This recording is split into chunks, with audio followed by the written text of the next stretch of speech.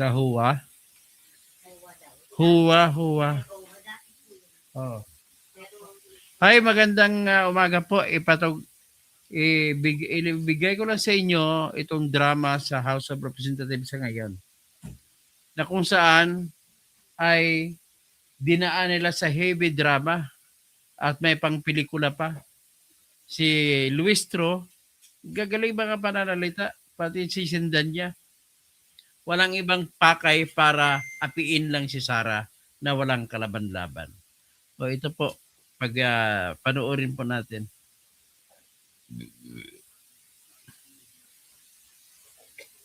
Ay, sorry.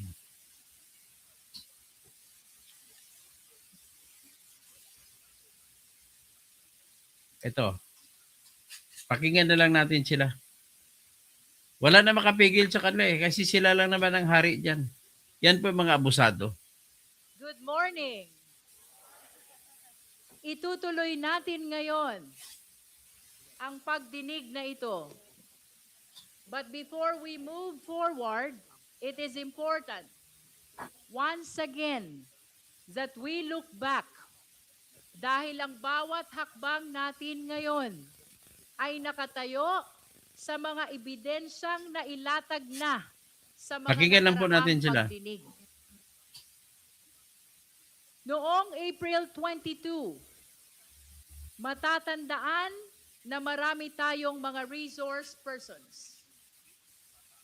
Ang Ombudsman, ang Anti-Money Laundering Council or AMLC, ang Securities and Exchange Commission or SEC, at ang Bureau of Internal Revenue o BIR. Sa pagdinig na yon, we entered what we describe as the territory of forensic truth, kung saan hindi opinyon ang nangingibabaw, hindi haka-haka, kundi opisyal na record. Mga record na punong-puno ng numero. Okay. At ang mga numerong iyon ay nagsalita. Okay. Tatlong bagay ang malinaw na lumitaw. Una, ang mga salin na walang cash o cash deposits. We began with the Office of the Ombudsman, which confirmed the Vice President's submission of salins. Ito yung tinatawag natin na Statement of Assets, Liabilities, and Net Worth. Ang haba ng monoton. Kapansin-pansin Monolog. na mula 2016 hanggang 2024, Pakinggan na natin. tumaas ang net worth ng Vice Presidente mula 34 million patungong 88 million. Kargado ng mga opinion to. Mga illogical opinions. At kargado ng drama. Pinapalabas niya para silang artista Kasama niya si Sindan niya. Ngunit kapansin-pansin din na mula 2019, zero cash o cash deposits ang idineklara. Wala kahit 5. Kaya hindi maiwasan ni Congressman Joel Chua na magsabi, di wow. Kita po, grabe yung drama. Ito po yan, yung binabanggit ni Jinky Luistro sa kanyang monologue. Di ba parang tula, nagkwentuhan siya, ang kakwentuhan niya sarili niya. May sasalin po ni Sara Duterte, may linya doon, may item na nakalagay 0 ang cash. Hindi naman 0, wala lang entry, wala nakasulat. So ngayon, sa unang column, may nakasulat kung magkano ang halaga ng kanyang mga ari-arian.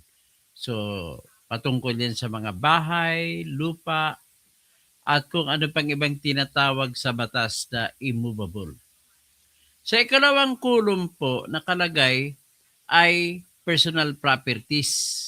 Yung personal properties na tinatawag po sa batas ay hindi po personal mo, hindi. Kundi, yun yung mga bagay na kasama dyan yung mga kotse, yung mga nagagalaw, movables, yung mga damit, kwentas, ano pang ibang klaseng alahas, kung ano-ano pang iba, at kinukonsidera din na personal ang tinatawag na pera. So, okay, ang pangatlong column sa salin ay nakasulat ang tinatawag na cash on hand o di kaya cash in bank. Pagkatapos, ang sunod na column ay total assets. Ibig sabihin, ang total assets po, ito-total mo po yung halaga ng kabuang propiedad, mga lupa, bahay. Idadagdag mo yung halaga ng mga personal property kagaya ng alahas, kagaya ng mga tawag dito, kotse, lahat na nagagalaw. Pagkatapos bisikleta o motor, kasi mahilig din si Sarah sa motor. Tapos, kung gano'n ang nakalagay, zero ang sa cash, pero may total, may kabuuan siya. So ano ngayon ang tanong, kung hindi ba nilagyan ng cash on hand, yan ba ay mali? Ang sagot po, sa mga simpleng mathematics o algebra lang, arithmetic lang, ganito lang po yung kasimple. Hindi mo na po kailangan isusulat. Jeremy, hindi mo na kailangan isusulat kung magkano cash niya sa pera. Bakit? Kunin mo lang ang total, ibawas mo yung personal property, ibawas mo yung cost ng bahay, kung anong sagot, yan po ang cash. Ay, nako naman po. Mga bobo talaga. Madrama kayo. Kinakargahan ninyo ng opinion ninyo. Hoy, buba! O, pakinggan mo natin, patuloy natin ang drama ni Luistro. Wala daw cash o cash deposit. Tama po ang dinig ninyo. Walang cash sa bulsa o kahit sa bangko. Kung biro man ito, hindi ito nakakatawa. Dahil kung walang cash o cash deposit, ang tanong, paano umikot ang pera? Bubo ka pala eh. At kung walang Bubo ka pala eh. Sinabi ko na sa iyo, hindi nga nalagay, walang sinabi zero ang cash, walang sinulat. Kundi wala lang nakasulat.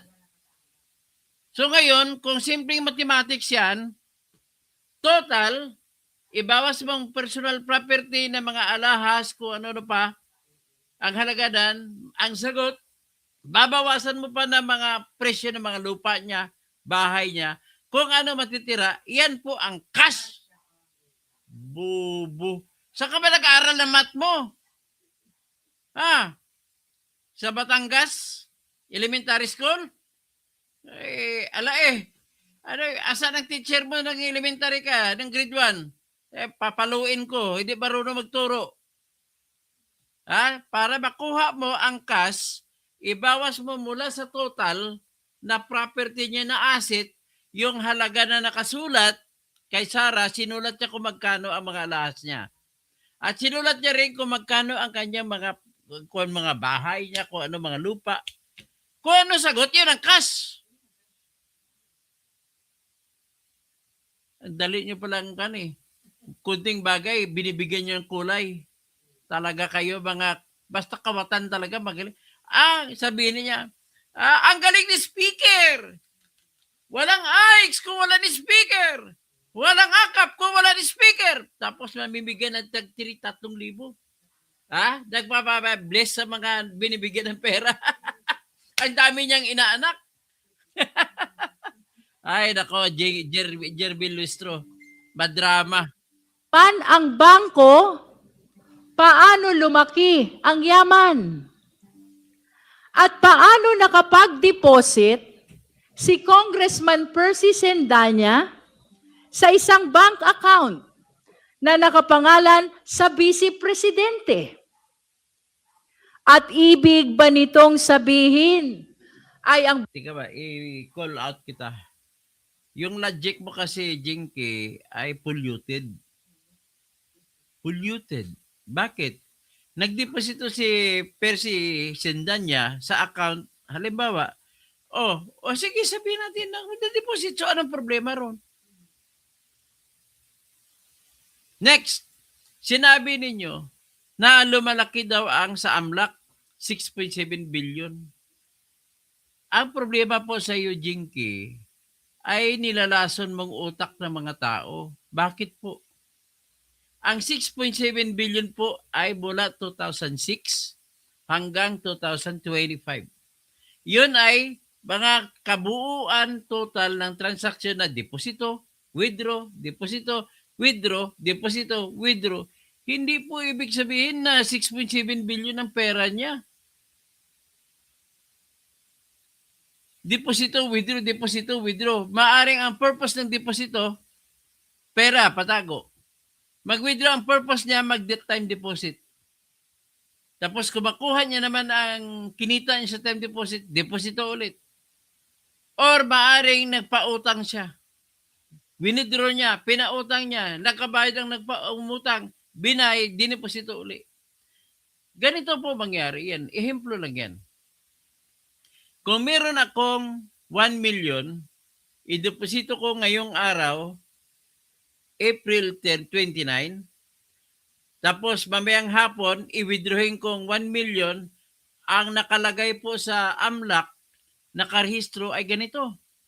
2 transactions, total 2 million. Bakit? Ang transaction na deposit at ang transaction na withdraw, ang halaga nun ay dinagdag, kaya lumaki. So, ang ibig sabihin, yung 6.7 billion, maaari po na mga deposito, total inflow yung tawag doon, ibawas mong outflow. So kung ibawas mo, kung may sobra pa, ang tanong, sapat ba yun? Yun na ba yun ang pera ni Sarah? Kapag ang lahat ng inflow, lahat ng deposito, ay ibawas mo ang nakalista doon sa AMLAC na outflow. Ang outflow kasi maaring bayad, transfer ka ng funds, o di kaya actual withdrawal.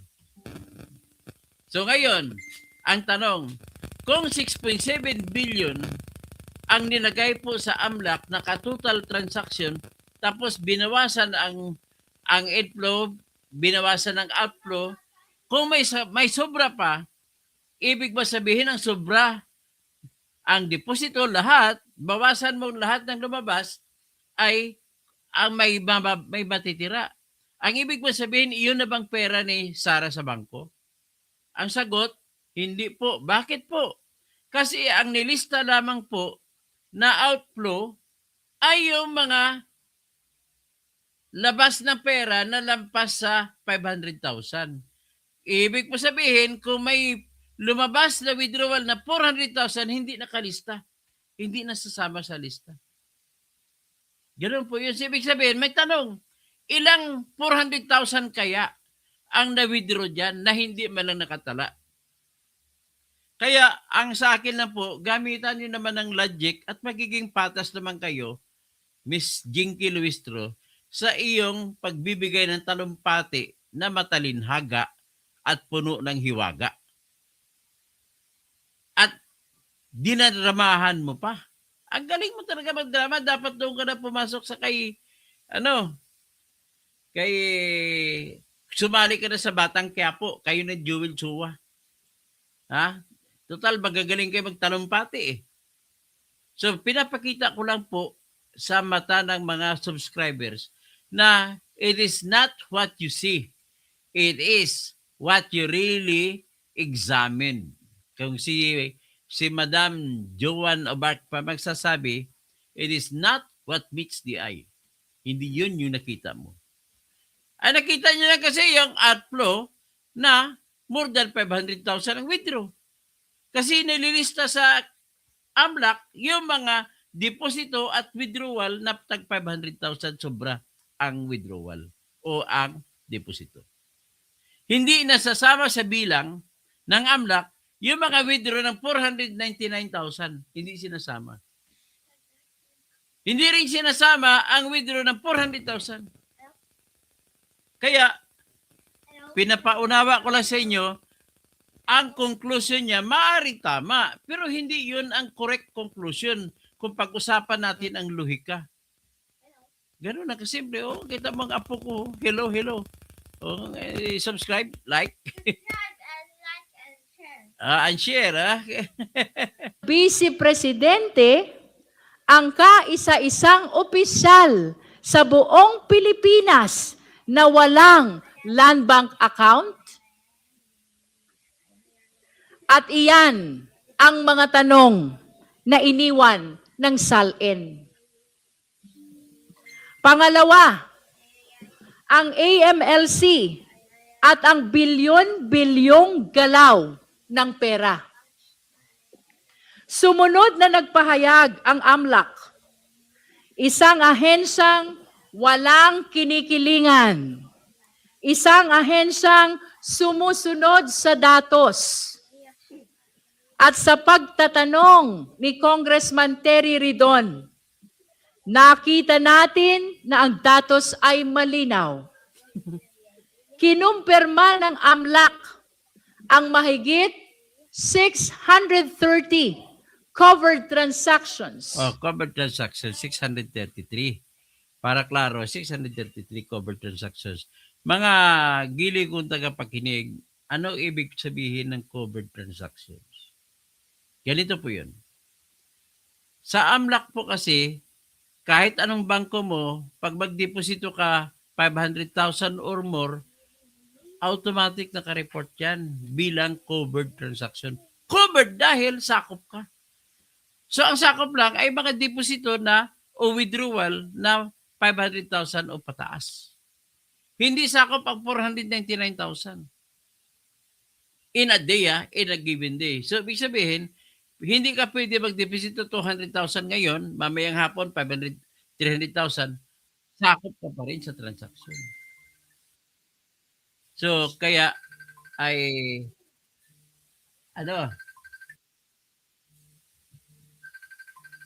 sino ba ito tumatawag?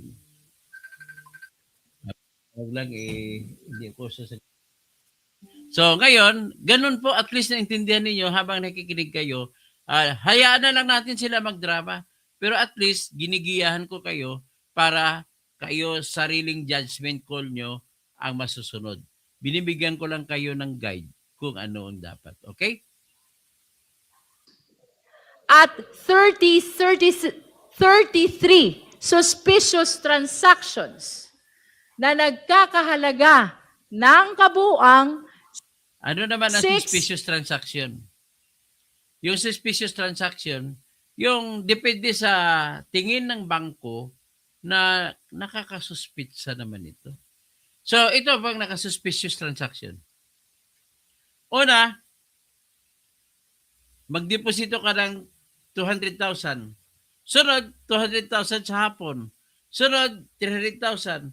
So, maaaring hindi sila sama sa covered kasi less than 500,000. So, tinatawag nila yan as suspicious transactions. Pero ang hindi ko maunawaan, nahuli ni Congresswoman Sara Ilago na nagtatanong siya kay Attorney Ronel Buenaventura, bakit nyo sinama ang suspicious transaction na zero ang pera nakalagay? May suspicious transaction din na piso nakalagay. So, paano yan? Ibig sabihin, ito po makita. Tingnan natin kung anong explanation nila doon. Wala po silang explanation doon. Kung ano ang tawag doon. Kaya ipakita ko sa inyo yung itong transaction na suspicious na binigyan diin ni Attorney Rufil Hernandez Banyok na siyang isa sa pinakamagaling na broadcaster sa Cebu. Nakasibuano lang ang salita pero pakinggan nyo lang, kay dadalhin ko lang kayo doon sa tanungan na kung bakit malalaman nyo zero po ang transaction.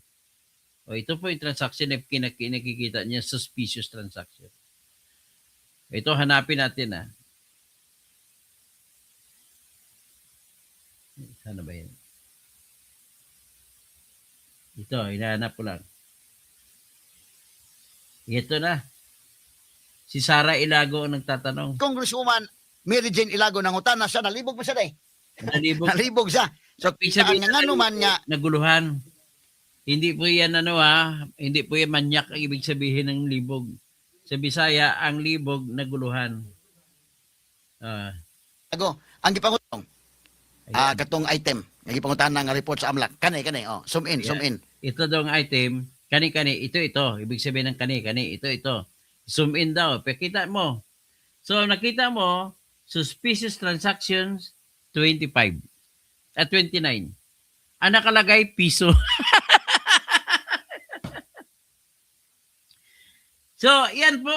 Ibig sabihin, ang pinupunto ko lamang po dito ay Madam Jinky Luistro, kung patas po kayo makatingin sa mga tao, ay dapat sana sabihin mo na hindi ibig sabihin na kung may suspicious transaction ay nangangurap na. Hindi ibig sabihin na kung umabot na 6.7 billion kasi pinagdugtong-dugtong lang yun. Umabot ang doon ng transaction, withdraw, tsaka deposito.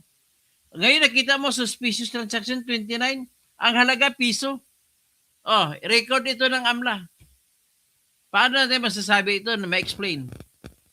Okay, balik tayo kay pwede kong tawagin gwapa para hindi naman magalit sa akin.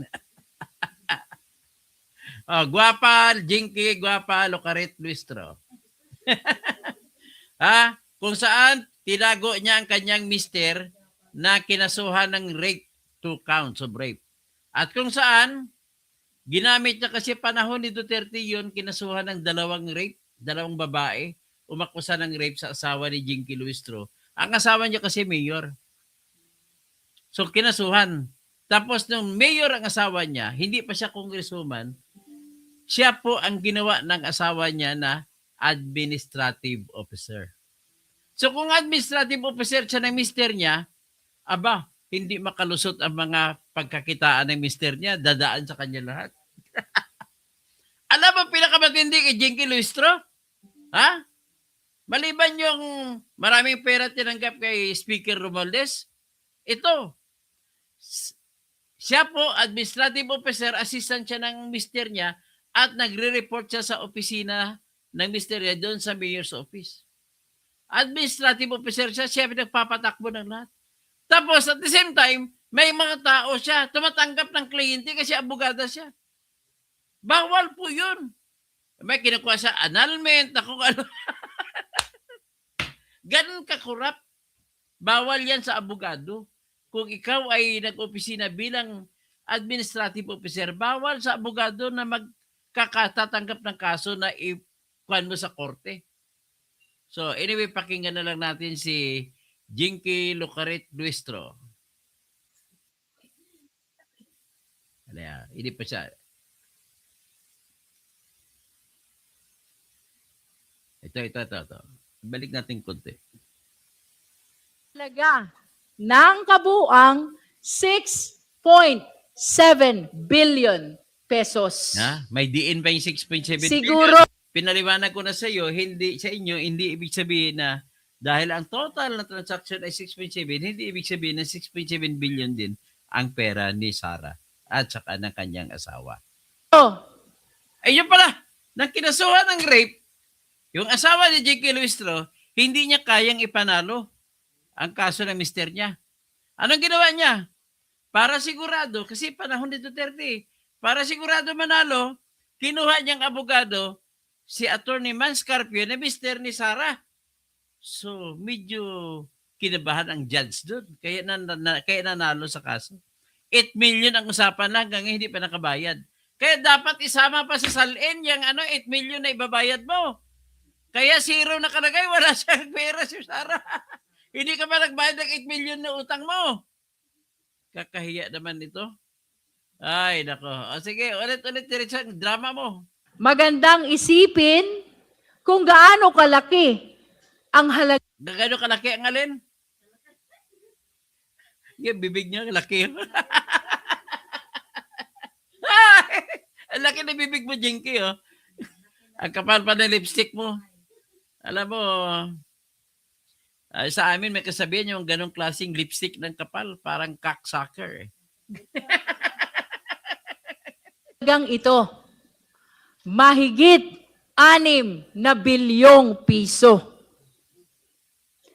Kapag ang SALN ay nagsabing zero cash o cash deposit, Ay, pero ang AMLAC, salin, 0-0. Pinaliwanag ko na kanina, hindi po zero. Walang nakalagay na numero. So, hindi yan zero.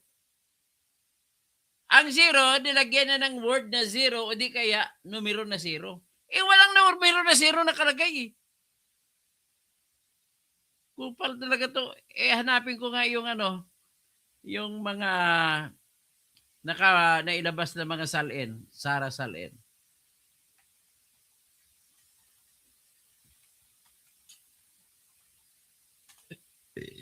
Ito, hanapin natin. Baka may makita tayo.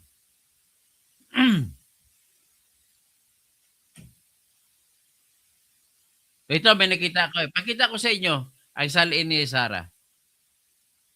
Para maintindihan ninyo yung 0-0 na sinasabi ni Jinky Luistro.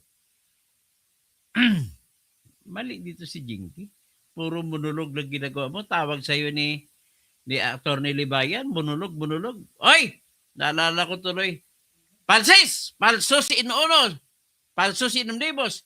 Talo ka kay Libayan sa debate. Huwag kang mag-anunsyo na panalo ka. Kakahiya ka. O, ito. Yung mga kakampi mo talaga si Luistro eh. O, ito po yung SALN ni Sara. Tingnan natin. Palakihin natin. O, ito po yung sinasabi niya na zero. None eh. Walang nakalagay. 2019, 2020, 2021, 22, 23, 24. Wala pong nakalagay ng amount. Ngayon, ang sabi ko kanina, para makuha mo yung amount, total assets minus personal assets minus real assets, and the answer is, the balance is not cash. O, ito, mag-sample tayo. 59 million minus 19 million. So, magkano yun? So, 40 billion. 40 billion minus 39 million. Di 1 million. Kupal. Sa totoo lang, pwede niya rin ilagay dito sa personal assets yung pera kasi personal asset niya. Ngayon, number 2020. 59 million din ulit. Minus 19 million. 40 million. Minus 39. Ganon din. 1 million din ang pera. Ngayon, pangatlo, 2021, 72 million. Minus 23 million. That is 49 million. Minus 48.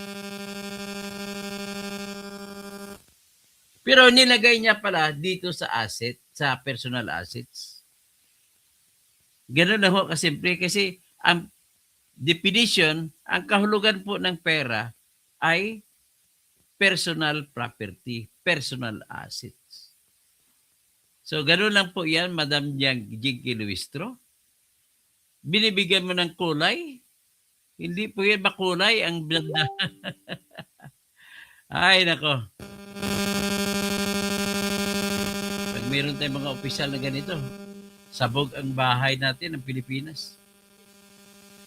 Wala ka magkakakuan, wala ka mahihita. ay nagsabing 6.7 billion. Hindi na ito simpleng discrepancy lamang.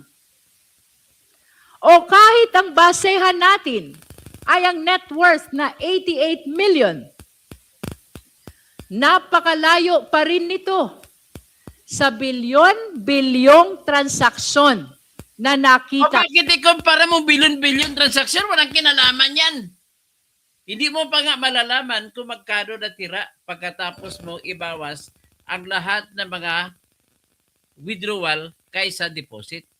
Wala nga ganun ang nakalagay. Walang binigay ang AMLAC eh. Kasi pwede ba rin mangyari na ang lahat ng mga withdrawal na mababa pa kaysa 500,000 ay hindi nakatala. Kung hindi nakatala, wala kang mahihita. Hindi mo may kwenta. The only way for you to compute that is to get all the transactions, including the payments for 300,000, 400,000, 100,000.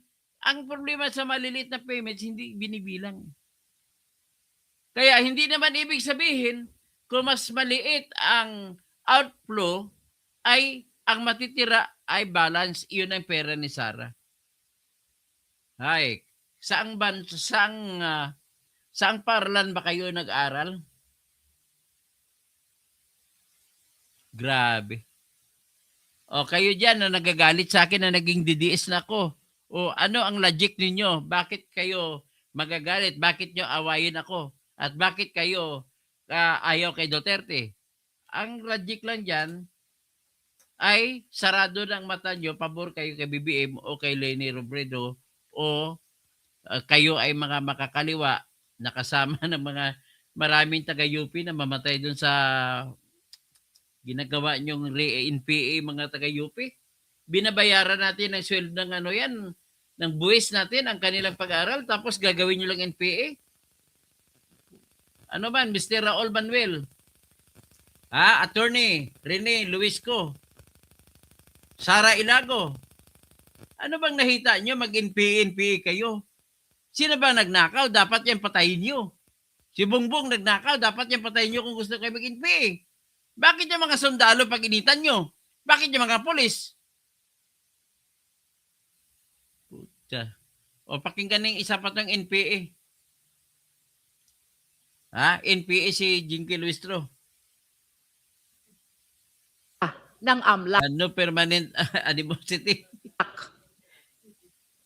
Ito na ang tinatawag ni Congress. Harap naman ng makinig si Lila Dilema. Isa pa ito. Pati si Siljuk, no? Si Percival. Manchel Jokno Oh. na smoking gun. Smoking gun? Pangatlo, ang mga paratang ni dating Senator Sonny Trillanes na nakumpirma. Nakumpirma alin? Anong nakumpirma? Kung nasama sa transaction, hindi naman ibig sabihin pera niya yun. 10 taon. Ganyan katagal ang hinintay ni Senator Trillanes. Maka-Trillanes ka lang, bias ka. Ganyan katagal pinagdudahan ang kanyang mga aligasyon. Mga aligasyong patungkol sa mga bilyon-bilyong piso na pumasok sa mga account ng mga Duterte. Ngunit noong April 22, ang mga ito ay hinarap at nakumpirma. Pumili ng mga transaksyon at lahat ng ito ay kinumpirma. 18 out of 18. 18 sa 18. Pero, nang binilang muli, mali pala. Dahil ang totoo, 19 out of 19 ang confirmed transactions. Hindi ito tsamba. Hindi ito coincidence. Ito ay kumpirmasyon. Dati, parang chismis lang. Ngayon, may official record na. At nang mag-match ang mga paratang ni Senator Trillanes at ang official record, lalo pang luminaw ang katotohanan. Sa madaling salita, SALN AMLC report at ang paliwanag ni Senator Trillanes, iisang direksyon ang tinuturo. At gaya ng sinabi ni Deputy Speaker J.J. Suarez, hindi talaga tumutugma ang kwento sa kwenta. At sa puntong yun, mabigat ang binitiwang tanong ni Congressman Benny Abante. Sinasabi nyo, simpleng buhay? Pero paano naging simple kung milyon-milyon ang payout? Dito sa milyon-milyong payout, may mga pangalan na nabanggit. Mga pangalang hindi basta-basta makakalimutan. Names like Michael Yang and Sammy Uy. Oh, asan ang pruweba mo? Na inakusahan mo sila ng mga drug lords. Ha, Jerbil? Saan ang pruweba mo? Nagtatago ka sa likod ng tinatawag na congressional or legislative immunity. Hindi ka pwedeng kasuhan ng libel. Kaya kahit sino ilalibel mo, hindi ka makasuhan ng libel. Pero pwede kang kasuhan ng perjury. These are not ordinary names. Oh, sige nga, mag-akusa ka. Ano yan? Lalo na dahil napakalaking pera ang pinag-uusapan. At base sa pahayag ni Senator Trillanes, Huwag ka huwag mong gamitin na pruweba yung si Trillanes kasi kasinungalingan yan. Kaduda-duda yung mga pinagbabanggit yan. Hindi mo siya pwedeng gamitin dahilan para sabihin mo na totoo. merong pahiwatig na isang pattern, isang sistema. At dahil dito, dapat magkaroon pa ng mas malalim pa na investigasyon. Kailangang tukuyin ang buong lawak ng network na ito. Kung sino ang sangkot. Paano gumalaw ang pera? Saan ito nagmula? Hindi ito pwedeng Ang problema ko sa inyo kasi puro opinionated kayo, mali pang logic ninyo, Jerk Bill. Nasisira ibang tao sa ginagawa ninyo, ginagamit yung kapangyarihan nyo. Hindi ka pwedeng kasuhan ng libel dahil ginagamit yung legislative immunity. baliwalain. This warrants a separate, focused, and full-scale investigation. In this light, we humbly invite the attention of the AMLC, the NBI, the DOJ, and the Ombudsman. Yan pa ang ginawa ninyo, nilabag ninyo ang batas. Ginamit yung kapangyarihan ninyo, pinatawag nyo yung AMLAC at magbuyagyag na kung anong laman ng AMLAC, mga transaksyones. Na kung titingnan namang batas ng AMLAC ay walang exception, bawal ibulaggan, bulat-latin ang records ng AMLAC. Ginagamit ninyo, sabi ninyo, ay, this is public interest, this is a people's court. And the interest of the people must be supreme over the AMLAC prohibitions. Yan ang mga argumento nyo na wala sa lugar.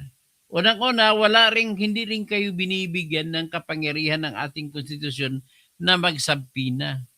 Ang binibigay sa inyo is power to hear. Power para magdinig. Ano ba yung pagdinig? It is not search. The search or inquiry in aid of legislation. Ang kapangyarihan nyo po sa pagsampina ay nandun po makikita sa Section 21, Article 6 of the Constitution. That you have that power to conduct search in aid of legislation. Pero sa impeachment po, wala pong nakalagay kundi power to hear lang. So ang power to hear is not the same as power to search. Ang power to hear po ay power to inquire. Ang power to hear po ay makinig lamang kayo. So pakinggan nyo lamang kung ano merong mga ebidensya na dinulog sa inyo ng mga nagreklamo. Hindi pwede na pagandahin nyo pa, palakasin nyo pa ang reklamo na nagsampa ng reklamo. That is unfair. For example, may nagreklamo laban sa isang tao sa piskal.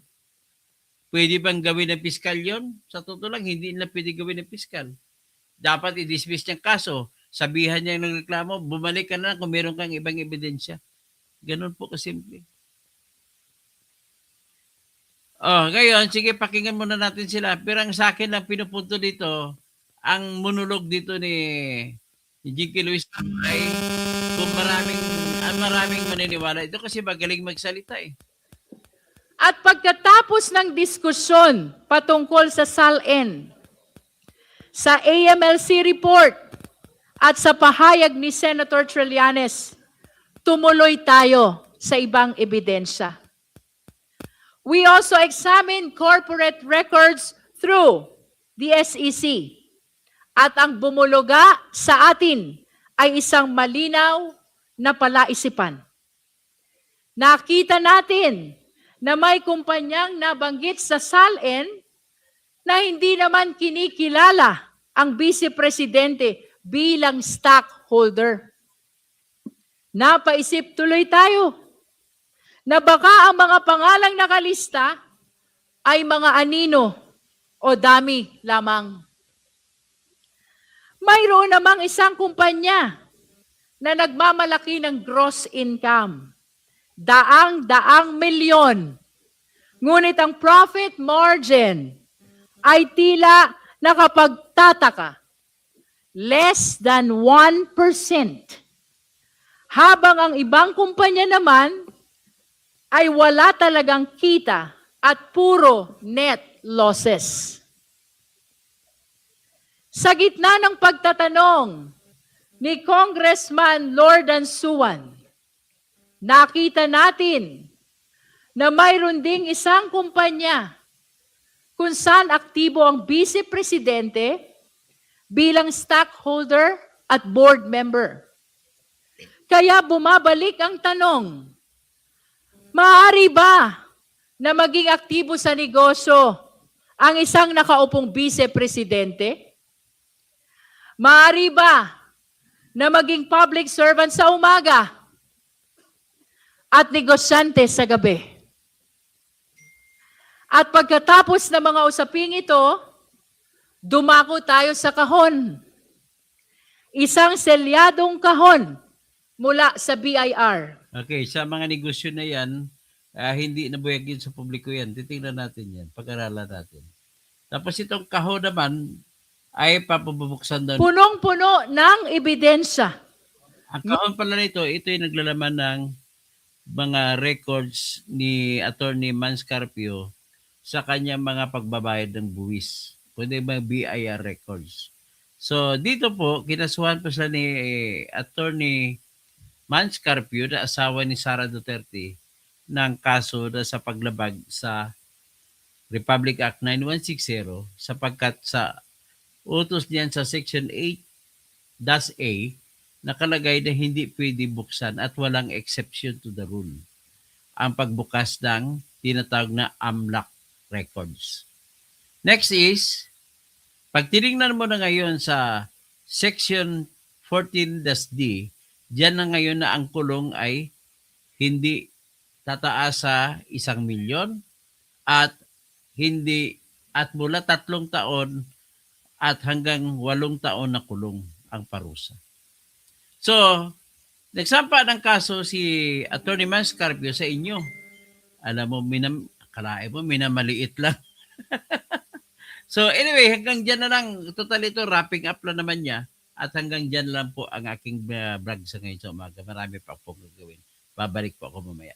Mabuhay po at ipagdasal po natin si Sara Duterte.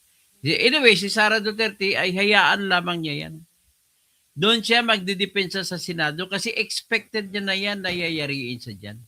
How can you fight in a place wherein all inside the room are your opponents? Kaya pag magbuto-buto dyan, talo na kagad siya kasi kalaban niya lahat yan. Pero mind you, we insist on Sara. Kasi pag si Sara nakaupo, lahat kayo na kumurap sa flood control project, ubos kayo lahat. Yan ang hinahabol namin dyan. Okay? So dyan lang muna po at let them do the murder, the massacre of Sara. Bahiyaan mo sila. Nasa kanila ngayon ang bula. Kaya sisikapin natin, nasa atin ang magiging huling halakat. So, kayo naman dyan na nagagalit sa akin kung didiis na ko, well, I don't care. Kasi kayo po yung klaseng tao na ang tao-tao kayo nakatingin, kagaya kayo kay Palsis, galit lang kay Duterte, hindi na mababago utak niya, galit lang kay Duterte. Ganun po kayo, galit kay Duterte. Tapos, pabor pa naman kayo kay BBM. Wala pong mangyari sa buhay nyo kung sa tao kayo nakatingin na galit kayo. Kailangan po sa batas kayo nakatingin at saka sa ebidensya. Maraming salamat po. At tayo mga DDS ay ipagbunyi natin, ipagdasal lang natin na malusutan ni Sara to. At sigurado naman ako, makatawid lang si Sara dito. Makatakbo lang si Sara. Walang mananalo kay Sara sa eleksyon. Kahit anong pang gagawin nila dito. Unang-una, kaming mga taga Mindanao, solid kami. Marami na rin mga DDS diyan sa Ilocos, sa Pangasinan, sa Cordillera, o sa Katagalugan region, sa mga Bicol region. Marami na rin, mga Visayas pa. Kaya kahit ano pang paninira nito kay Sara, we never believe. Yung panununtok niya ng sheriff na binabanggit lagi nila, ay yan po palatandaan ng karakter ni Sara na kaya niyang ipaglaban ang mga maralita. Sinugal niya sarili niya. Kagaya kay tatay niya, kaya niya ipaglaban ang mga tao kahit na nakakulong na siya, kahit ikulong mo pa siya sa ICC. Ganun lamang po ating masabi. Sultan Kudarat, solid DDS. Yan, siyempre. Sultan Kudarat, Dato Paksali. Magandang umaga. Sino pa? Hanggang dyan, tapos si mga congressmen natin dyan. Sa BARM, sa Maguindanao, sa MDS, saka MDN, saka sa Lanao del Norte, Lanao del Sur. Magandang umaga po sa inyong lahat. Sa Basilan, Tawi-Tawi, sa Sulu, mga kapatid ko, mga Tausog. Magandang umaga po sa inyong lahat. Sa mga waray-waray, maupay ngaga. Maray na aga sa mga Bicolano. Tapos sa mga Cebuano, maayong buntag. Sa mga Boholano, maadyong buntag. Sa mga kamag-anak ng asawa ko diyan sa Talibon, maadyong buntag. Dadyon ka mo sa Talibon. Tapos sa aking mga kapwa, mga Ilonggo, maayong aga sa inyo tanan. Sa kapwa ko mga karaya, mayad nga agas kaninyong tanan. Sa mga kabalin ko, mayap aabak. Sa mga Ilocano, naimbag na bigat. Yan. Masanto siya kabuwasan sa mga Pangasinan. Okay, hanggang dyan na lang tayo ngayon. At magla-live ako, may gagawin lang ako trabaho panghanap buhay. Maraming